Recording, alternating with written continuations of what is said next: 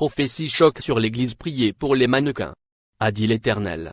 Une révélation reçue par une sœur.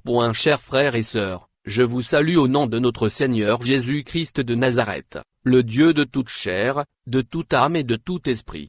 Devant lui tout genou fléchit. C'est lui la source de mon inspiration.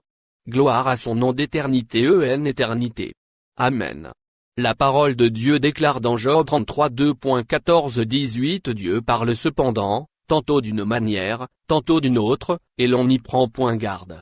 Il parle par des songes, par des visions nocturnes, quand les hommes sont livrés à un profond sommeil, quand ils sont endormis sur leur couche.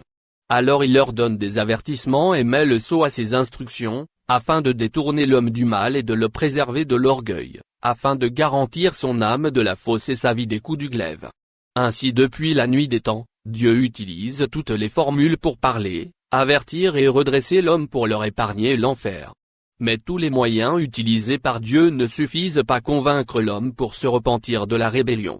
Après les enfants d'Israël qui ont toujours endurci leur cœur pour ne rien recevoir de Dieu, aujourd'hui c'est l'Église de Christ qui affiche son endurcissement et Société Anonyme rébellion vis-à-vis de son époux qui a payé Société Anonyme dot à un prix élevé. Et à cause de Société Anonyme miséricorde et son amour, le Seigneur utilise encore tous les moyens à ramener la crainte au sein de son Église. Les révélations, les prophéties, les différentes visions sur l'enlèvement, et plusieurs autres moyens sont utilisés par Dieu, mais le cœur de son peuple s'endurcit encore et encore. Cependant, il ne baisse pas les bras, car il sait le temps de l'homme est court et toute chair se préparera devant son trône de jugement et ce que chacun aura semé il le moissonnera. Mes chers, le message suivant vient de la profondeur de Société Anonyme Sagesse et démontre qu'il voit tout ce qui se passe dans son Église. De quoi s'agit-il?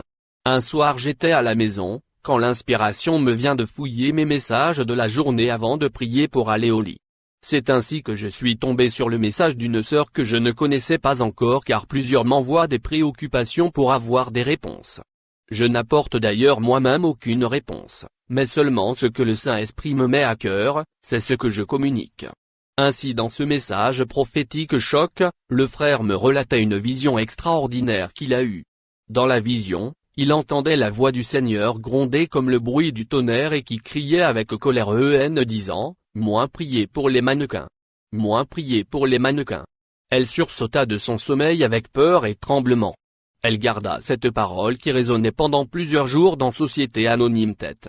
Elle essayait désespérément de trouver des interprétations à cette vision sans succès. Elle ne recevait rien. C'est alors qu'elle reçut l'inspiration de m'envoyer le message, étant abonnée à ma page WhatsApp depuis. Quand j'ai reçu le message, moi-même Jean Gratien je me suis précipité sur ça dans la chair commençant par naviguer dans le vide sans rien comprendre. Je ne trouve aucun rapport entre l'Église et un mannequin du monde qui vit Société Anonyme vie mondaine sans aucun souci sur Société Anonyme et n'a d'ailleurs de Dieu que la mode. C'est dans cette fouille mentale que je fus quand le Saint-Esprit me saisit et commença par m'enseigner sur cette énigme. Voici l'explication qu'il me donnait, les mannequins dont il s'agit ici sont les femmes chrétiennes.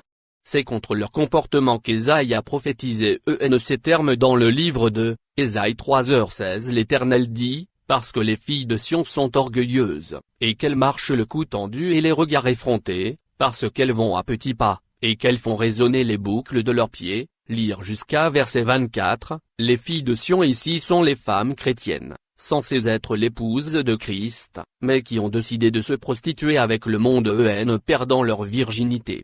L'orgueil qui les anime est caractérisé par les parures qu'elles mettent et quoi elles placent leur fierté. Beaucoup d'entre elles portent d'abord boucles d'oreilles avant de se sentir femmes malgré que la parole de Dieu l'interdit. Leur démarche l'apostrophe cou tendu avec le regard effronté apostrophe et l'expression et la manifestation de cet orgueil, vaine gloire qui les anime chaque fois qu'elles mettent de nouvelles parures. Leur marche à petits pas consiste à montrer leur importance, leur élégance, leur séduction pour attirer les regards sur elles. Aussi leurs chaussures aux talons les empêchent d'aller trop vite, donc obligées de marcher comme des chevaux à cause des sabots qu'elles ont mis. Les chaînes à leurs pieds et les boucles d'oreilles sont les signes de l'emprisonnement dans la cage de Jézabel qui les tient esclaves de la mode et des ornements périssables. D'ailleurs, le Seigneur avait dit dans les commandements donnés à Moïse de percer l'oreille des esclaves qui ne veulent pas être affranchis.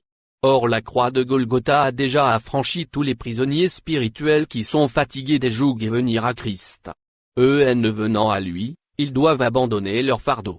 Mais ceux qui décident de continuer de vivre comme des esclaves portant des boucles d'oreilles, des chaînes au cou et aux pieds sont devenus des esclaves du prince de ce monde. Seulement ici, les chaînes sont rendues attrayantes par leur maître séducteur pour être appréciées par ces esclaves qui s'ignorent. C'est ce qui explique leur fierté. Par ces mises au point, le Saint-Esprit me demande maintenant de tourner mon regard vers son Église, si on peut encore l'appeler ainsi. Il commença à m'expliquer la vision. Si le Seigneur a parlé de prier pour les mannequins, c'est bien sûr de son peuple, surtout les femmes chrétiennes qu'il parle. Elles sont devenues des actrices de la mode, mannequins de Jézabel. Elles ont pris mon église, ma maison comme une salle de concert, et tous les dimanches, elles viennent faire leur défilé de mode. Ésaïe 1h21. Quoi donc? La cité fidèle, mon église est devenue une prostituée. Elle était remplie d'équité, la justice. Mais maintenant hélas, elles viennent dans ma maison présenter les dernières tendances de mode, les derniers hauts talons, les dernières robes sexy qu'elles ont vues dans un feuilleton à la télé pendant la semaine, les dernières coiffures ou tresses qu'elles ont vues sur la tête d'une star de cinéma, les derniers rouges aux lèvres ou vernis qu'elles ont vus chez une star de la musique dans un clip. Les dernières décolletés ou collants trouvés chez une célébrité. Les derniers bijoux ou maquillages, les derniers parfums sentis dans une boîte de nuit, les nouveautés de Vlisco ou Super Wax hollandais, etc. Tout cela envahit mon temple tous les dimanches où elles disent venir m'adorer mais à la bouche, mais leur cœur adore le monde et ses vanités. Et elles ont fait de ma maison un lieu de défilé de mode et de concerts mondains. Quand ces produits sortent de la mer, les femmes chrétiennes sont les premières à se procurer pour la mener à l'église. Elles mettent tous ces accoutrements de Jézabel et viennent les exposer à l'église. D'autres vont les imiter et leur commander. Ainsi le commerce de Jézabel prospère dans mon église plus que même dans le monde. Or j'avais chassé les commerçants hors de mon temple où mon nom est invoqué à Jérusalem, mais ils sont revenus sous d'autres formes passant par les filles de Sion. Les plus ailées de cette abomination sont les femmes des pasteurs qui devraient donner le bon exemple, mais ce sont plutôt elles qui égarent et envoûtent mon peuple. Beaucoup ont boycotté les parures intérieures que je leur recommande et se sont lancés dans ce commerce de parures extérieures de Jézabel. Leurs maris pasteurs les positionnent d'ailleurs sur la chair face au peuple pour mieux s'afficher pour la publicité. Elles sont devenues les clients privilégiés des panneaux publicitaires de Jézabel et mon église est transformée en centre de foire.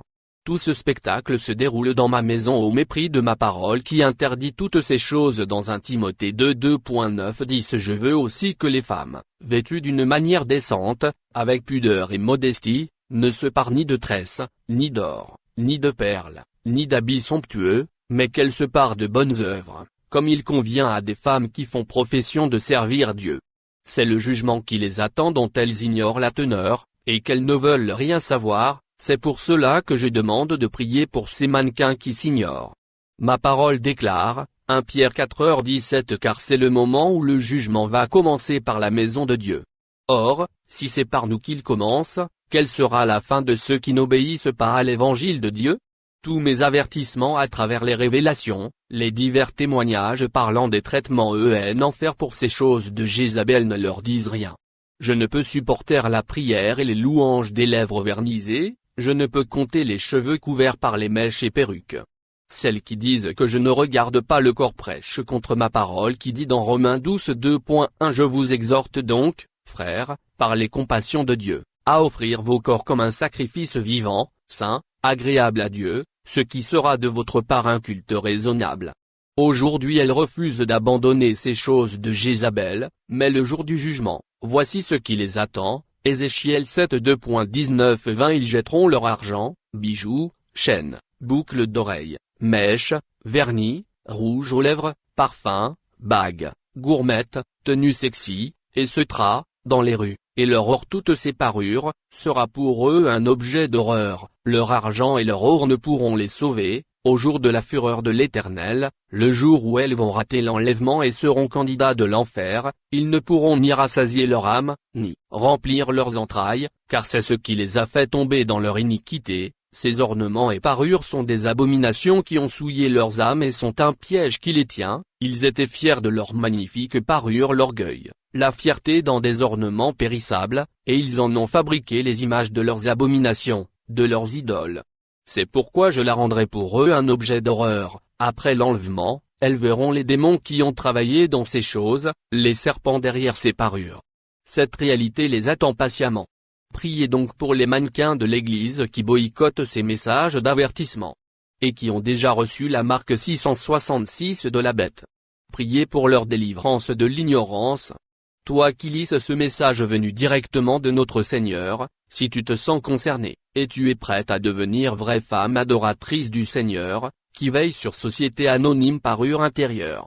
Si oui, acclame le Seigneur et débarrasse-toi de tous les artifices de Jézabel sur toi et prépare-toi à la rencontre de ton Dieu. Shalom.